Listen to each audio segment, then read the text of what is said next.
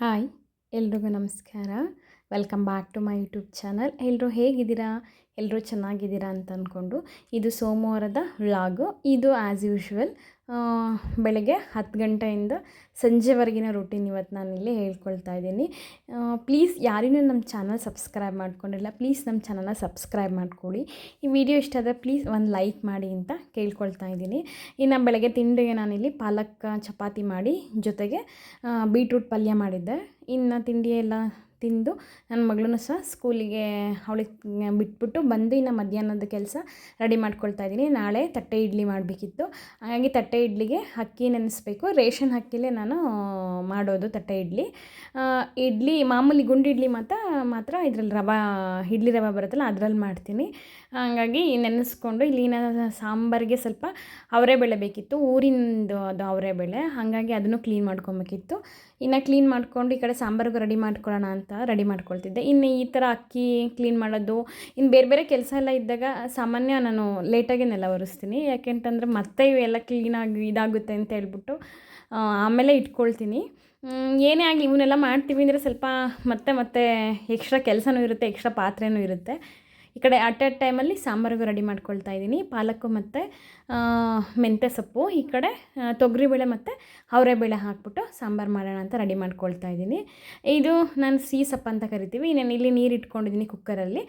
ಅದಕ್ಕೆ ನಾನು ತೊಗೊಂಡಿರೋಂಥ ಅವರೆಬೇಳೆ ಮತ್ತು ತೊಗರಿಬೇಳೆ, ಒಂದು ಚಿಕ್ಕ ಸೈಜ್ ಈರುಳ್ಳಿ, ಬೆಳ್ಳುಳ್ಳಿ, ಟೊಮೊಟೊ ಮತ್ತು ಪಾಲಕ್ ಸೊಪ್ಪು, ಮೆಂತ್ಯ ಸೊಪ್ಪು, ರುಚಿಗೆ ಎಷ್ಟು ಬೇಕಷ್ಟು ಉಪ್ಪನ್ನ ಹಾಕ್ಬಿಟ್ಟು 1-2 ವಿಷಲ್ ಬರೆಸ್ಕೊಂಡ್ರೆ ಸಾಕು. ಇನ್ನು ಈ ಕಡೆ ಇದನ್ನು ಕುಕ್ಕರಲ್ಲಿ ಕೂಗೋಕೆ ಇಟ್ಬಿಟ್ಟು ಆ ಕಡೆ ಅನ್ನಕ್ಕೂ ಸಹ ಇಟ್ಕೊಂಡೆ. ಅಟ್ ಎ ಟೈಮಲ್ಲೇ ಮಾಡ್ಕೊಂಡು ಬಿಡ್ತೀನಿ. ಒಂದೊಂದು ಸಲ ಟೈಮ್ ಇದ್ದಾಗೆ ನಿಧಾನಕ್ಕೆ ಮಾಡ್ಕೊಳ್ತೀನಿ. ಇನ್ನು ಅದು ಕೂಗಿಸ್ಬಿಟ್ಟು ಇನ್ನು ಮನೆಗೆ ಎಲ್ಲ ಕೆಲಸ ಎಲ್ಲ ಇತ್ತಲ್ವ, ಮನೆ ಕೆಲಸ, ಇನ್ನು ಕಸ ಎಲ್ಲ ಗುಡಿಸ್ಬಿಟ್ಟು ನೆಲ ಒರೆಸ್ಕೊಂಡು ಈ ಕಡೆ ಪೂಜೆ ಮಾಡೋಣ. ಪೂಜೆ ಲೇಟ್ ಆಯ್ತು ಇವತ್ತು, ಬೆಳಗ್ಗೆ ಏನು ಮಾಡಿರಲಿಲ್ಲ, ನಾನೇ ಕರ್ಕೊಂಡು ಹೋಗ್ಬಿಡೋದಿತ್ತಲ್ವ, ಹಾಗಾಗಿ ಒಂದೊಂದು ಸಲ ಹಿಂಗೆ ಆಗಿಬಿಡುತ್ತೆ. ಹಾಗಾಗಿ ನಿಧಾನಕ್ಕೆ ಮಾಡ್ಕೊಳ್ಳೋಣ ಅಂತ ರೆಡಿ ಮಾಡ್ಕೊಳ್ತಿದ್ದೆ. ಇನ್ನು ಪೂಜೆ ಎಲ್ಲ ಮುಗಿಸ್ಕೊಂಡು ಇನ್ನು ಅಡುಗೆ ತಯಾರಿನೂ ಆಗಬೇಕು ಅಟ್ ಎ ಟೈಮಲ್ಲಿ. ಇವತ್ತು ಸಂಜೆ ಮೊನ್ನೆ ನಮ್ಮ ಮನೆಯವರು ತರಕಾರಿ ತೊಗೊಂಬರ್ಬೇಕಾದ್ರೆ ಗೋಬಿ ತೊಗೊಂಬಂದಿದ್ರು. ಹಾಗಾಗಿ ಅವಳು ನನ್ನ ಮಗಳು ಕೇಳ್ತಿದ್ಲು ಗೋಬಿ ಮಾಡಿಕೊಡಿ ಮಮ್ಮಿ ಅಂತ. ಗೋಬಿ ಅಂತಂದರೆ ನಾವೇನು ಸಾಸೆಲ್ಲ ಹಾಕಿ ಗೋಬಿ ಮಾಡಲ್ಲ, ಕಡಿಮೆ, ತುಂಬ ಡ್ರೈ ಗೋಬಿ ಮಾಡಿಬಿಡ್ತೀನಿ. ಅಂದರೆ ಅದರಲ್ಲಿ ಏನು ಸಾಸೇನು ಹಾಕೋದಿರಲ್ಲ ಅಲ್ವಾ, ಹಾಗಾಗಿ ತುಂಬ ಅಂದರೆ ನಾನು ಇವಾಗ ಎಷ್ಟೋ ತಿಂಗಳುಗಳೇ ಅನ್ನಿಸುತ್ತೆ ಗೋಬಿ ಮಾಡೋಕ್ಕೋಗಲ್ಲ, ಡೈರೆಕ್ಟು ಡ್ರೈ ಗೋಬಿ ಮಾಡಿಬಿಡ್ತೀನಿ. ಇದೊಂಥರ ಟೇಸ್ಟು ಚೆನ್ನಾಗಿರುತ್ತೆ ಮತ್ತು ಅದನ್ನು ಇದು ಡೈಜೆಷನ್ನು ಇದೇನಷ್ಟೇನು ಹಿಂಸೆ ಅನಿಸಲ್ಲ. ಆ ಗೋಬಿ ಕಂಪೇರ್ ಮಾಡಿದ್ರೆ ಇದು ಚೆನ್ನಾಗಿ ಡೈಜೆಷನ್ನು ಆಗುತ್ತೆ. ಸೇಮು ಬಜ್ಜಿ ಥರನೇ ನಮಗೆ ಫೀಲ್ ಆಗುತ್ತೆ, ಅಷ್ಟೇನೇನು ಅನಿಸಲ್ಲ. ಹಂಗಾಗಿ ಇದು ಮಾಡೋದು ಈಸಿ ಮತ್ತು ಆರೋಗ್ಯಕ್ಕೂ ಒಳ್ಳೆಯದು ಅಂತ ಹೇಳ್ಬಿಟ್ಟು ಇದನ್ನು ಮಾಡ್ಕೊಳ್ತಿದ್ದೆ. ಇನ್ನು ಸಾಂಬಾರಿಗೆಲ್ಲ ಈ ಕಡೆ ರೆಡಿ ಮಾಡ್ಕೊಳ್ತಿದ್ದೆ. ಅಕ್ಕಿ ಎಲ್ಲ ಒಂದು 3-4 ಸಲ ತೊಳಿಬೇಕು. ಅದನ್ನು ಪೌಡ್ರೆಲ್ಲ ಹಾಕಿರ್ತಾರೆ ಅಂತ ಹೇಳ್ತಾರೆ, ಅದು ಸೊಸೈಟಿ ಅಕ್ಕಿ ಕೊಡ್ತಾರಲ್ಲ ಅದರಲ್ಲಿ. ಹಂಗಾಗಿ ವಾಶ್ ಮಾಡಿಬಿಟ್ಟು ನಾನು ಉದ್ದಿನಬೇಳೆ ಮತ್ತು ಅಕ್ಕಿ ಎರಡನ್ನೂ ಒಟ್ಟಿಗೆ ನೆನೆಸ್ತೀನಿ. ನಾನೇ ಸಪ್ರೇಟಾಗಿ ನೆನೆಸಲ್ಲ, ಅಂದರೆ ತಟ್ಟೆ ಇಡ್ಲಿಗಲ್ವ ಸ್ವಲ್ಪ ಅದು ತರಿ ಆಗಿರಬೇಕು. ಇನ್ನು ಈ ಕಡೆ ಕೂಗಿತ್ತಲ್ವ ಅದು ಕಾಳು, ಈ ಕಡೆ ಸಾಂಬಾರಿಗೆ ಇಲ್ಲಿ ಖಾರದ ಪುಡಿ, ಸಾಂಬಾರದ ಪುಡಿ ರುಬ್ಬೋದಕ್ಕೆ ಮತ್ತು ಜೀರಿಗೆ ಹಾಕ್ಕೊಳ್ತಾ ಇದ್ದೀನಿ. ಇನ್ನು ಸ್ವಲ್ಪ ತೆಂಗಿನಕಾಯಿ ಹಾಕ್ಕೊಳ್ತಾ ಇದ್ದೀನಿ. ಇನ್ನು ಇಲ್ಲಿ ಬೇಯಿಸೋಕೆ ಹಾಕಿದ್ದೆನಲ್ಲ ಟೊಮೊಟೊ, ಆ ಟೊಮೊಟೊನ ಹಾಕ್ಬಿಟ್ಟು ಫಸ್ಟು ರುಬ್ಕೊಬೇಕು. ಇದನ್ನು ಹಿಂಗೆ ರೀತಿ ಚೆನ್ನಾಗಿ ರುಬ್ಕೊಬೇಕು. ರುಬ್ಬಿ ಆದಮೇಲೆ ಬೇಳೆ ಬೇಯಿಸ್ಕೊಂಡಿದ್ವಲ್ಲ, ಆ ಬೇಳೆ ಅದರಲ್ಲಿ ಈರುಳ್ಳಿ ಮತ್ತು ಬೆಳ್ಳುಳ್ಳಿ ಎಲ್ಲ ಹಾಕಿದ್ನಲ್ವ ಅದನ್ನು ಹಾಕ್ತಾಯಿದ್ದೀನಿ. ರಸ ಸಪ್ರೇಟ್ ತೆಗೆದಿಟ್ಕೊಂಡಿದ್ದೀನಿ ನಾನು. ಬೇಳೆ ಹಾಕ್ಬಿಟ್ಟು ಜಸ್ಟ್ ಒಂದು ಸಲ ಈ ಥರ ಆನ್ ಆ್ಯಂಡ್ ಆಫ್ ಮಾಡಿಕೊಂಡ್ರೆ ಸಾಕು. ತರಿಯಾಗಿರಬೇಕು, ಇದು ನುಣ್ಣಗೆ ರುಬ್ಬಾರ್ದು. ಇನ್ನು ಈ ಕಡೆ ಒಗ್ಗರಣೆಗೆ ಒಂದು ಪಾತ್ರೆ ಇಟ್ಟಿದ್ದೆ. ಆ ಪಾತ್ರೆಗೆ ಇನ್ನು ಮಾಮೂಲಿ ಮತ್ತೆ ಜಜ್ಜಿಟ್ಕೊಂಡಿರೋಂಥ ಬೆಳ್ಳುಳ್ಳಿ, ಒಣಮೆಣ್ಸಿನ್ಕಾಯಿ, ಕರಿಬೇವು, ಒಂದು ಈರುಳ್ಳಿ, ಈ ಕಡೆ ಒಗ್ಗರಣೆ ಕೊಡ್ಕೊಬೇಕು. ನಾನು ಇದೇ ಒಗ್ಗರಣೆಯಲ್ಲಿ ಮಜ್ಜಿಗೆ ಮಾಡ್ಕೊಳ್ತೀನಿ. ಮಜ್ಜಿಗೆಗೂ ಸಹ ತಕ್ಕೊಂಬಿಡ್ತೀನಿ. ನಾನು ಎಷ್ಟೋ ವೀಡಿಯೋಗೆಲ್ಲ ಹೇಳಿರ್ತೀನಿ, ಮಜ್ಜಿಗೆನೂ ಇದರಲ್ಲಿ ಹಾಕ್ಬಿಡುತ್ತೆ. ಇನ್ನು ಒಗ್ಗರಣೆ ಎಲ್ಲ ಆಯಿತು. ಈಗ ರುಬ್ಬಿಟ್ಕೊಂಡಿರೋಂಥ ಖಾರನ ಹಾಕ್ಬಿಟ್ಟು, ಇಲ್ಲಿ ಬೇಳೆ ರಸನೂ ಇರುತ್ತೆ, ಹಾಗಾಗಿ ನೋಡ್ಕೊಂಡು ನೀರು ಹಾಕಬೇಕು. ನಮಗೇನು ತುಂಬ ಎಷ್ಟು ಬೇಕು ಅಷ್ಟು ನೋಡ್ಕೊಂಡು ಹಾಕ್ಬಹುದು.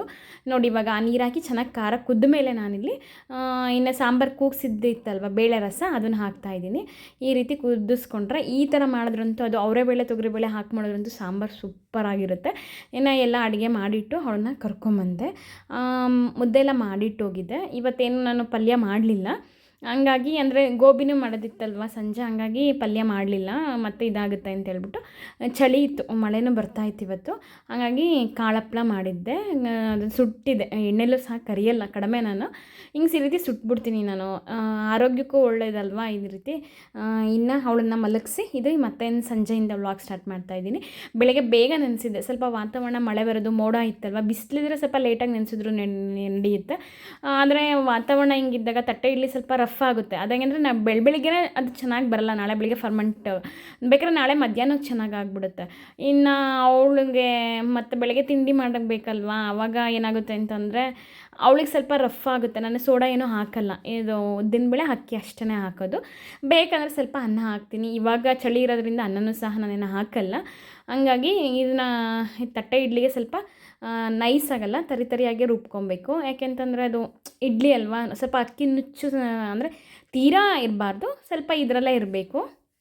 ಆ ರೀತಿ ರುಬ್ಕೊಂಡು ಇನ್ನು ಗೋಬಿಗೂ ರೆಡಿ ಮಾಡ್ಕೊಳ್ತಿದ್ದೆ. ನಮ್ಮ ಮನೆಯವ್ರಿನ ಡ್ಯೂಟಿ ಮುಗಿಸ್ಕೊಂಡು ಬರೋರಿದ್ದರು, ಹಂಗಾಗಿ ಅವ್ರು ಬಂದಮೇಲೆ ಮಾಡೋಣ ಅಂತ ಈ ಕಡೆ ಎಲ್ಲ ರೆಡಿ ಮಾಡ್ಕೊಳ್ತಿದ್ದೆ. ತಟ್ಟೆ ಇಡ್ಲಿ ತಿನ್ನೋಕ್ಕೂ ಚೆಂದ, ಬಟ್ ಮಾಡೋದು ಸ್ವಲ್ಪ ಪ್ರೋಸೆಸ್ಸು, ಅದು ನೆನೆಸೋದು ಪ್ರೋಸೆಸ್ ಕಷ್ಟ, ಮತ್ತು ಅದು ಮಾಡಿ ಪಾತ್ರೆನೂ ಜಾಸ್ತಿ ಇರುತ್ತೆ. ಬಟ್ ಅಂದ್ರೂ ಏನೋ ಒಂಥರ ಆ ಟೇಸ್ಟು ಚೆನ್ನಾಗಿ ಅನಿಸುತ್ತೆ. ಇದು ಊರಲ್ಲಿ ಕಡುಬು ಅಂತ ಮಾಡ್ತಾರೆ, ಚಿಕ್ಕ ಚಿಕ್ಕ ಚಿಕ್ಕ ತಟ್ಟೆಲಲ್ಲ, ಅವ್ರು ದೊಡ್ಡ ತಟ್ಟೆಯಲ್ಲಿ ಇಟ್ಟು ಮಾಡ್ತಾರೆ. ಅದು ಒಲೆಯಲ್ಲಿ ಮಾಡೋದಲ್ವ, ಇನ್ನೂ ತುಂಬ ಚೆನ್ನಾಗಿರುತ್ತೆ.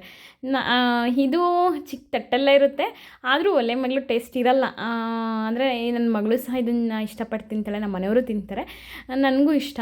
ಇಡ್ಲಿಗಿನ ಈ ತಟ್ಟೆ ಇಡ್ಲಿನೇ ಚೆನ್ನಾಗಿ ನಮಗೆ, ಹಾಗಾಗಿ ಮಾಡ್ಕೊಳ್ಳೋಣ ಅಂತ ಹೇಳ್ಬಿಟ್ಟು ಮಾಡ್ತೀನಿ. ಆಲ್ಮೋಸ್ಟು ಒಂದು ವಾರ ಮಿಸ್ ಆಗಬಹುದು, ಇಲ್ಲ ವಾರಕ್ಕೊಂದ್ಸಲ ಇರುತ್ತೆ, ಇಲ್ಲಾಂದರೆ ಈ ವಾರ ಮಿಸ್ ಆದರೆ ನೆಕ್ಸ್ಟ್ ವಾರ ಅಂತೂ ಇದ್ದೇ ಇರುತ್ತೆ ತಟ್ಟೆ ಇಡ್ಲಿ ಕಂಪಲ್ಸರಿ. ಅದು ಚೆನ್ನಾಗಿ ನೆಂದು ಉಬ್ಬಿ ಬಂದ್ಬಿಟ್ರೆ ಅಂತೂ ಒಂದು ಹತ್ತಿ ಥರ ಇರುತ್ತಲ್ವ, ಆವಾಗ ಚೆನ್ನಾಗಿ ಅದು ಗಟ್ಟಿ ಇರಬಾರ್ದು. ಆ ಥರ ಇದ್ದಾಗ ಆ ಪಲ್ಯಕ್ಕೂ ಅಂದರೆ ಸಾಂಬಾರಿಗಿನ್ನ ಈ ತಟ್ಟೆ ಇಡ್ಲಿಗೆ ಪಲ್ಯ ಚೆನ್ನಾಗಿ ಎಲ್ಲ ತರಕಾರಿ ಮಿಕ್ಸ್ ಮಾಡಿ ಮಾಡ್ತೀನಿ ನಾನು. ಹಸಿಕಾಳು ಸಿಗುತ್ತಲ್ವ ಇವಾಗ, ಅವರೆಕಾಳು ತೊಗೊಂಬಂದಿದ್ದೆ, ಹಂಗಾಗಿ ಅವರೆಕಾಳನ್ನೇ, ಬಟಾಣಿ ಸಿಕ್ಕಿರಲಿಲ್ಲ, ಹಾಗಾಗಿ ಅವರೆಕಾಳನ್ನೇ ಹಾಕ್ಬಿಟ್ಟು ಮಾಡ್ತಾಯಿದ್ದೀನಿ. ಎಲ್ಲ ಥರದ್ದು ತರಕಾರಿ ಹಾಕ್ತೀನಿ ಮನೇಲಿ, ಯಾವುದಿರುತ್ತೆ ತರಕಾರಿ, ಹೀರೆಕಾಯಿ, ಕ್ಯಾಪ್ಸಿಕಮ್ಮು, ಬೀನ್ಸ್, ಕ್ಯಾರೆಟು, ಆಲೂಗಡ್ಡೆ, ಗೆಡ್ಡೆಕೋಸು ಎಲ್ಲ ತರಕಾರಿ ಮಿಕ್ಸ್ ಮಾಡಿಬಿಟ್ಟು ಮಾಡ್ತೀನಿ. ಹಂಗಾಗಿ ಇದಕ್ಕಂತೂ ಸೂಪರಾಗಿರುತ್ತೆ ಕಾಂಬಿನೇಷನ್ನು. ಇದು ಬಟಾಣಿ ಮತ್ತು ಕಡಲೆಕಾಳನ್ನು ನೆನೆಸಿ ಮಾಡಲ್ಲ, ಹಸಿಕಾಳು ಹಾಕ್ತೀನಿ. ಹಸಿಕಾಳು ಹಾಕಿದ್ರೆ ಇನ್ನೂ ಚೆನ್ನಾಗಿರುತ್ತೆ. ನಾನು ಸ್ವಲ್ಪ ಅಂದರೆ ಒನ್ ಟೈಮ್ಗೆ ಎಷ್ಟು ಬೇಕು ಅಷ್ಟೇ ಮಾಡ್ಕೊಳ್ಳೋದು, ಮತ್ತೇನು ಅದರಿಂದ ದೋಸೆ ಏನೂ ಮಾಡ್ಕೊಳ್ಳಲ್ಲ. ಸಾಮಾನ್ಯ ಆ ದಿನದಲ್ಲಿ ಮತ್ತೆ ನೆಕ್ಸ್ಟ್ ಸಂಜೆಗೆ ಆಗೋಂಗೂ ಸಹ ನಾನು ಮಾಡ್ಕೊಳ್ಳಲ್ಲ. ಒನ್ ಟೈಮ್ಗೆ ಎಷ್ಟು ಬೇಕು ಅಷ್ಟು ಮಾಡ್ಕೊಳ್ತೀನಿ. ಏಕೆಂತಂದರೆ ಇದು ಸ್ವಲ್ಪ ಫರ್ಮೆಂಟೆಡ್ ಫುಡ್ ಅಲ್ವಾ, ಹಂಗಾಗಿ ಸ್ವಲ್ಪ ಮತ್ತೆ ತಿಂದರೆ ಹೊಟ್ಟೆ ಉಬ್ಬಿಸ್ಕೊಳ್ಳೋದು ಅದೆಲ್ಲ ಆಗುತ್ತೆ. ಹಂಗಾಗಿ ಒನ್ ಟೈಮ್ಗೆ ಇಷ್ಟು ಬೇಕು ಮಾತ್ರ ಪ್ರತಿ ವಾರನೂ ಮಾಡ್ತೀನಿ. ಎಷ್ಟು ಬೇಕು ಒನ್ ಟೈಮ್ಗೆ ಅಷ್ಟು ಹಂಗೆ ಮಾಡಿಟ್ಕೊಳ್ಳೋದು, 2 ದಿನಕ್ಕಾಗಂಗೆ ಆ ರೀತಿ ಎಲ್ಲ ಮಾಡಲ್ಲ, ತುಂಬ ಕಡಿಮೆ. ನನಗದು ಇಷ್ಟನೂ ಆಗಲ್ಲ. ಒನ್ ಟೈಮ್ಗೆ ಮುಗ್ದೋಗ್ಬಿಡ್ಬೇಕು, ನೆಕ್ಸ್ಟು ಬೇರೆದು ಮಾಡ್ಕೊಬೇಕು, ಹಾಗೆ ಮಾಡ್ತೀನಿ. ಹಾಗಾಗಿ ಎಲ್ಲ ರುಬ್ಬಿ ಆಯಿತು. ಇನ್ನು ಗೋಬಿನೂ ರೆಡಿ ಮಾಡ್ಕೊಳ್ತಿದ್ದೆ. ಇವತ್ತು ಒಂದು ಇನ್ಸಿಡೆಂಟು ಏನಂತಂದರೆ, ಅವಳು ಮಧ್ಯಾಹ್ನ ಕರ್ಕೊಂಬಂದಾಗ ನನ್ನ ಮಗಳನ್ನ ನಾನು ಟಿ ವಿ ನೋಡ್ತಿದ್ದೆ. ಅದು ನ್ಯೂಸು, ನಮ್ಮ ದೇವೇಗೌಡರು ಹೆಂಡ್ತಿ, ಅದು ಏನೋ ಅದು ನಮ್ಮ ಊರಲ್ವಾ, ಅದು ಎಲ್ಲೇ ಇರಲಿ ಅದು ನಮ್ಮ ಡಿಸ್ಟಿಕ್ಕು, ಆದರೂ ಏನೋ ಒಂಥರ ನಮ್ಮೂರು ಅನ್ನೋ ಫೀಲ್ ಅದು ಬಂದುಬಿಡುತ್ತೆ, ನಮ್ಮ ಡಿಸ್ಟಿಕ್ ಆಗಿರೋದ್ರಿಂದ. ಅವ್ರು ನೋಡಿದಾಗ ನನ್ನ ಮಗಳು ಕೇಳ್ತಾ ಇದ್ಲು, ಮಮ್ಮಿ ತಾತ ಯಾಕೆ ಅಳ್ತಿದ್ದಾರೆ ಅವರು ನೋಡಿಬಿಟ್ಟು. ಅವಳಿಗೆ ಅದಿನ್ನೂ ಕಾನ್ಸೆಪ್ಟ್ ಏನೂ ಗೊತ್ತಿಲ್ಲ, ಹಂಗೆ ತೀರ್ಕೊಳ್ತಾರೆ, ಇದಿರುತ್ತೆ, ಅಳ್ತಾರೆ, ಅವೇನು ಅಷ್ಟು ಅಂದರೆ ತುಂಬ ಕಮ್ಮಿ ಗೊತ್ತಿರಲಿಲ್ಲ. ನೋಡಿ ಮಮ್ಮಿ ತಾತ ಅಳ್ತಿದ್ದಾರೆ, ಯಾರೋ ಏನಾಗಿದೆ ಅಂತೆಲ್ಲ ಕ್ವಶನ್ ಮಾಡ್ತಾಯಿದ್ಲು.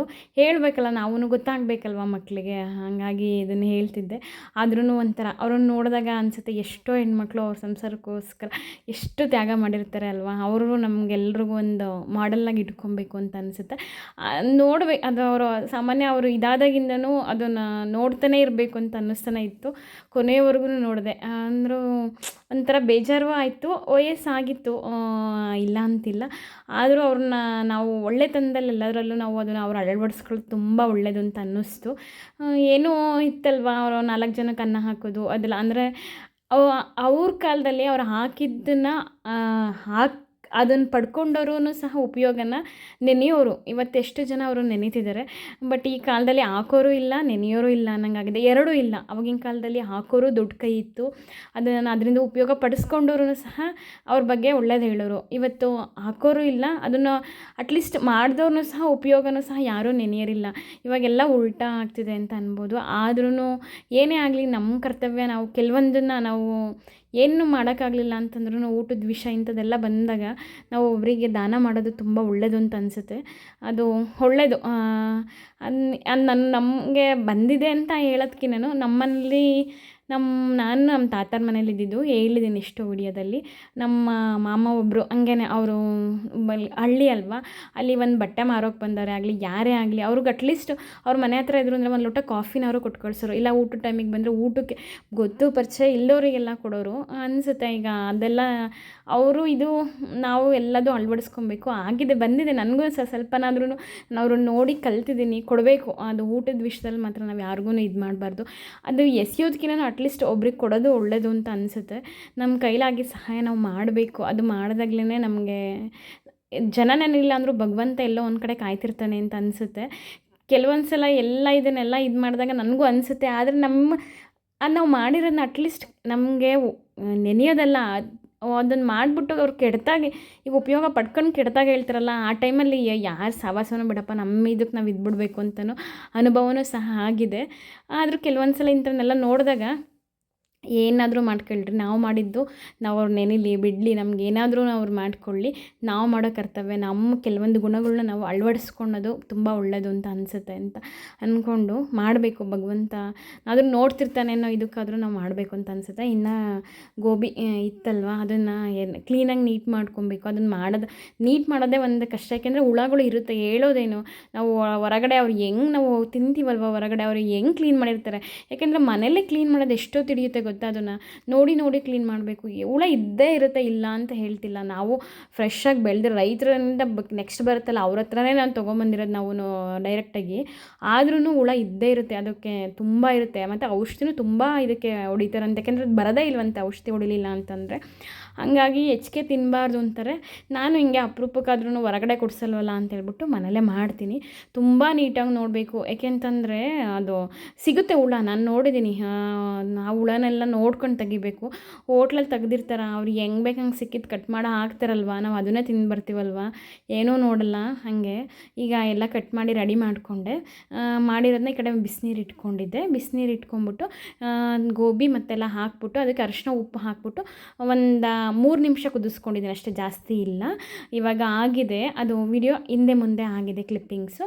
ಒಂದು 3 ನಿಮಿಷ ಕುದಿಸ್ಕೊಳ್ತೀನಿ, ತುಂಬ ಕುದಿಸ್ಕೊಂಬಾರ್ದು. ಕುದಿಸ್ಕೊಂಡ್ರೆ ಡ್ರೈ ಗೋಬಿಗೆ ಏನಾಗುತ್ತೆ ಅಂತಂದರೆ ಫುಲ್ ಮೆತ್ತಗೆ ಆಗಿಬಿಡುತ್ತೆ. ಹಂಗಾಗಿ ಕುದಿಯೋ ನೀರಿಗೆ ಹಾಕಿ ಒಂದು 3 ನಿಮಿಷ ಕುದಿಸ್ಕೊಂಡ್ರೆ ಸಾಕಾಗುತ್ತೆ. ಈ ರೀತಿ ತೊಕ್ಕೊಬೇಕು, ಅದರಲ್ಲಿ ನೀರಿಲ್ದಂಗೆ ಈ ರೀತಿ ಬಸ್ಕೊಳ್ಬೇಕು. ನೀಟಾಗಿ ನೀರು ಇರಬಾರ್ದು ಅದಕ್ಕೆ.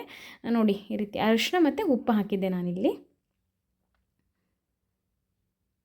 ಒಂದೇ ತೊಗೊಂಡಿದ್ದು ಗೋಬಿ. ಇನ್ನು ಅದರಲ್ಲಿ ನೋಡಿಬಿಟ್ಟು ಎಲ್ಲ ಎಸ್ಬಿಟ್ಟು ಕ್ಲೀನ್ ಮಾಡ್ಕೊಳ್ಳೋ ಅಷ್ಟೊತ್ತಿಗೆ ಇಷ್ಟ ಆಯಿತು. ಹಂಗಾಗಿ ಈ ಕಡೆ ಎತ್ತಿಟ್ಕೊಳ್ತಾ ಇದ್ದೀನಿ. ಕಲ್ಲುಪ್ಪು ಹಾಕಿದ್ದೆ, ಪುಡಿಯುಪ್ಪು ಜಾಸ್ತಿ ನಾನು ಯೂಸ್ ಮಾಡಲ್ಲ, ಕಲ್ಲುಪ್ಪೇ ಯೂಸ್ ಮಾಡ್ತೀನಿ. ನೋಡಿ ಎಷ್ಟು ಆಗಿದೆ, ಸಾಕು ಅಷ್ಟು. ಅಂದರೆ ಹೆಚ್ಚಿಗೆನೂ ಮಾಡಬಾರ್ದು. ಇದ್ದರೆ ತಿಂತೀವಿ ಆಸೆಪಟ್ಟು, ಎಲ್ಲದು ಲಿಮಿಟಾಗಿ ಇರಬೇಕಲ್ವ. ಹಾಗಾಗಿ ನಾನು ಎಷ್ಟು ಬೇಕು ಅಷ್ಟೇ ಮಾಡೋದು. ಮತ್ತು ಎರಡೂ ಸಹ ನಾನು ತರಿಸಲ್ಲ, ಒನ್ ಟೈಮಿಗೆ ಅದನ್ನು ಸಹ ಮುಗ್ದೋಗ್ಬಿಡ್ಬೇಕು. ಆ ರೀತಿ ಏನು ಬಜ್ಜಿ ಮಾಡಿದ್ರೂ ಒನ್ ಟೈಮಿಗೆ ಮುಗಿಬೇಕು, ಮತ್ತು ಇಟ್ಕೊಂಡು ತಿನ್ನೋದು ಅವೆಲ್ಲ ಏನಿಲ್ಲ.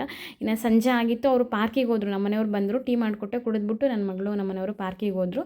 ಹಾಗಾಗಿ ಸಂಜೆ ಪೂಜೆನ ಮುಗಿಸ್ಕೊಂಡು ಈ ಕಡೆ ರೆಡಿ ಮಾಡೋಣ, ಏನಂದರೆ ಅರ್ಧ ಕೆಲಸ ಆಗಿತ್ತಲ್ವ ಅಂತೇಳ್ಬಿಟ್ಟು ರೆಡಿ ಮಾಡ್ಕೊಳ್ತಿದ್ದೆ. ಹಿಂದಕ್ಕೆ ಗ್ರೀನ್ ಚಟ್ನಿ ಮತ್ತು ಶುಂಠಿ ಬೆಳ್ಳುಳ್ಳಿ ಪೇಸ್ಟ್ ಎಲ್ಲ ಬೇಕಿತ್ತು. ಆ ಕಡೆ ಎಣ್ಣೆ ಇಟ್ಕೊಂಡಿದ್ದೆ. ನಾನು ಗ್ರೀನ್ ಚಟ್ನಿನೂ ಪುದೀನ ಚಟ್ನಿನೂ ಅಷ್ಟೇ, ನಾನು ಮತ್ತೆ ಆವಾಗಲೇ ಏನು ಶುಂಠಿ ಬೆಳ್ಳುಳ್ಳಿ ಪೇಸ್ಟು ಹೊರಗಡೆ ತರಿಸಲ್ಲ, ಆವಾಗಲೇ ಫ್ರೆಶ್ಶಾಗಿ ಮಾಡ್ಕೊಳ್ತೀನಿ. ಯಾವುದಕ್ಕಾದ್ರೂ ಪಲಾವಿಗೆ ಬೇಕಾದರೂ ಅಷ್ಟೇ, ಇದಕ್ಕೆ ಬೇಕಾದರೂ ಅಷ್ಟೇ. ಇನ್ನು ಗೋಬಿಗೆ ನಾನಿಲ್ಲಿ ಮಾಡಿಟ್ಕೊಂಡಿರೋಂಥ ಪುದೀನ ಚಟ್ನಿ, ಉಪ್ಪು, ಅರಿಶಿನದ ಪುಡಿ ಮೊದಲೇ ಹಾಕಿದ್ದೆ, ಸ್ವಲ್ಪ ಖಾರದ ಪುಡಿ ಹಾಕ್ತಾಯಿದ್ದೀನಿ. ಇಲ್ಲಿ ಸ್ವಲ್ಪ ಒಂದು 2 ಸ್ಪೂನಷ್ಟು ಮೈದಾ, ಕಾರ್ನ್ಫ್ಲೋರು ಮತ್ತು ಅಕ್ಕಿ ಹಿಟ್ಟನ್ನು ಹಾಕ್ತಾಯಿದ್ದೀನಿ. ಇನ್ನು ಫ್ರೆಶ್ಶಾಗಿ ಮಾಡಿಟ್ಕೊಂಡಿರೋಂಥ ಶುಂಠಿ ಬೆಳ್ಳುಳ್ಳಿ ಪೇಸ್ಟ್ ಹಾಕ್ತಾಯಿದ್ದೀನಿ. ಇನ್ನೇನು ಇದಕ್ಕಿನ್ನೇನು ಹಾಕಿಲ್ಲ ನಾನು. ಆಮೇಲೆ ಸ್ವಲ್ಪ ಧನಿಯಾ ಪುಡಿ ಹಾಕಿದ್ದೀನಿ, ಗರಂ ಮಸಾಲ ಏನೂ ಹಾಕಿಲ್ಲ, ಬರೀ ಖಾರದ ಪುಡಿ, ಧನಿಯಾ ಪುಡಿ, ಉಪ್ಪು ಮತ್ತು ಪುದೀನ ಚಟ್ನಿ, ಮೈದಾ, ಕಾರ್ನ್‌ಫ್ಲೋರು ಮತ್ತು ಸ್ವಲ್ಪ ಅಕ್ಕಿ ಹಿಟ್ಟು ಹಾಕ್ಬಿಟ್ಟು ಹೆಚ್ಚಿಗೆ ನೀರು ಹಾಕಬಾರ್ದು. ಈ ರೀತಿ ಮೇಲೆ ಮೇಲೆ ಸ್ವಲ್ಪ ಸ್ವಲ್ಪ ನೀರು ಹಾಕ್ಕೊಂಡು ಈ ರೀತಿ ಕಲಿಸ್ಕೊಬೇಕಾಗುತ್ತೆ. ಹೆಚ್ಚಿಗೆ ನೀರು ಹಾಕಿದ್ರೆ ಅದು ಚೆನ್ನಾಗಾಗಲ್ಲ. ಕೋಟಿಂಗ್ ಎಲ್ಲ ನೀರು ಆಗಿಬಿಡುತ್ತೆ ನೋಡಿ. ಈ ಇದರಲ್ಲಿದ್ದರೆ ಸಾಕು ಇಷ್ಟು. ಇನ್ನು ಎಣ್ಣೆ ಕಾಯ್ದಕ್ಕೆ ಇಲ್ಲಿ ಒಂದು ಹಾಕಿದ್ದೆ, ಹಾಗಾಗಿ ಈ ರೀತಿ ಹಾಕ್ಕೊಳ್ಬೇಕು. ಅದೇ ತುಂಬ ಬೇಯಿಸಲಿಲ್ಲ ಅಂತಂದರೆ ಅದು ಬಿಡಿ ಬಿಡಿಯಾಗಿ ಈ ರೀತಿ ಬರುತ್ತೆ. ತುಂಬ ಬೇಯಿಸ್ಕೊಂಬಿಟ್ರೆ ಒಂದು 5 ನಿಮಿಷ ಹಿಂಗೆ ಜಾಸ್ತಿ ಬೇಯಿಸ್ಕೊಂಬಿಟ್ರೆ ಅದು ಹಂಗೆ ಕಲಸೋಗುತ್ತೆ. ಈ ರೀತಿ ಕ್ರಿಸ್ಪಿಯಾಗಿ ಬರಲ್ಲ. ಹಂಗಾಗಿ ನಾನು ಕುದಿಯೋ ನೀರಲ್ಲಿ ಒಂದು 3 ನಿಮಿಷ ಕುದಿಸ್ಕೊಂಡ್ರೂ ಸಹ ಸಾಕು. ಈ ರೀತಿ ಹಾಕ್ಬಿಟ್ಟು ಚೆನ್ನಾಗಿ ಕ್ರಿಸ್ಪಿ ಆಗೋ ರೀತಿ ಬೇಯಿಸ್ಕೊಬೇಕಾಗುತ್ತೆ. ಇದು ಎಲ್ಲ ಮಾಡ್ಕೊಳ್ಳೋದ್ರಿಂದ ಸ್ವಲ್ಪ ಟೈಮ್ ಹಿಡಿಯುತ್ತೆ. ಒಂದೊಂದು ಸಲ ಈಗ ಸಂಜೆ ಮಾಡೋದಂದರೆ ಮಧ್ಯಾಹ್ನನೇ ಗ್ರೀನ್ ಚಟ್ನಿ ಎಲ್ಲ ಮಾಡಿ ಇಟ್ಬಿಟ್ಟಿರ್ತೀನಿ. ಇವತ್ತೆಲ್ಲ ಅಟ್ ಎ ಟೈಮಲ್ಲಿ ಮಾಡ್ಕೊಂಡಿದ್ದು, ಹಂಗಾಗಿ ನೋಡಿ ಈ ರೀತಿ ಆಗಿದೆ, ಚೆನ್ನಾಗಾಗಿದೆ, ಕ್ರಿಸ್ಪಿಯಾಗೂ ಸಹ ಬಂದಿದೆ. ಈ ರೀತಿ ಎರಡೂ ಕಡೆ ಚೆನ್ನಾಗಿ ಬೇಯಿಸ್ಕೊಂಡ್ರೆ ಆಯಿತು. ಏನು ಅನಿಸುತ್ತೆ ಗೊತ್ತಾ, ಸಾಸ್ ಹಾಕ್ತಾ ಹೋದ್ರೂ ನಾವು ಈ ರೀತಿ ಮಾಡಿಕೊಂಡ್ರೆ ಎಷ್ಟು ಚೆನ್ನಾಗಿರುತ್ತೆ ಅಂತಂದರೆ, ನಾವು ಹೊರಗಡೆ ತರೋದನ್ನೂ ಬಿಡ್ತೀವಿ ಮತ್ತು ಆ ಗೋಬಿ ತಿನ್ನೋದು ಸಹ ಬಿಡ್ತೀವಿ. ಈ ರೀತಿ ಇದನ್ನು ಮಾಡೋದನ್ನು ಸ್ವಲ್ಪ ಹೆಲ್ತಿ ವರ್ಷನಲ್ಲಿ ಈ ರೀತಿ ಮಾಡ್ಕೊಬೇಕು. ಪುದೀನ ಚಟ್ನಿ ನೋಡಿ ಏನು ಕಲರಿಂದ ಹೆಂಗೆ ಕಾಣಿಸ್ತಿದೆ ಅಂತ. ಇದಕ್ಕೆ ಸ್ವಲ್ಪ ಈರುಳ್ಳಿ ಹಾಕ್ಕೊಂಡ್ರೂ ಚೆನ್ನಾಗಿರುತ್ತೆ. ನಾನಿಲ್ಲಿ ಪುದೀನ ಚಟ್ನಿ ಮತ್ತು ನಿಂಬೆಹಣ್ಣು ಇದು ಮಾಡ್ತಾಯಿದ್ದೀನಿ. ಬಂದು ಅವಳು ನನ್ನ ಮಗಳು ಇದರಿಂದ ಬಂದು ಪಾರ್ಕಿಂದ, ಹಾಗಾಗಿ ಹಾಕ್ಕೊಟ್ಟೆ. ಹೆಚ್ಚಿಗೇನು ಕೊಡಲ್ಲ, ಎಷ್ಟು ಬೇಕು ಅಷ್ಟು ಕೊಡ್ತೀವಿ ಅಷ್ಟೇ ಅವಳಿಗೂ. ತುಂಬ ಅಂದರೆ ತುಂಬ ಚೆನ್ನಾಗಿತ್ತು, ಚೆನ್ನಾಗಿ ಬಂದಿತ್ತು. ಈ ವಿಡಿಯೋ ಇಷ್ಟ ಆದರೆ ಪ್ಲೀಸ್ ಒಂದು ಲೈಕ್ ಮಾಡಿ. ಯಾರಿನ್ನೂ ನಮ್ಮ ಚಾನಲ್ ಸಬ್ಸ್ಕ್ರೈಬ್ ಮಾಡ್ಕೊಂಡ್ರೆ ಪ್ಲೀಸ್ ನಮ್ಮ ಚಾನಲ್ನ ಸಬ್ಸ್ಕ್ರೈಬ್ ಮಾಡ್ಕೊ.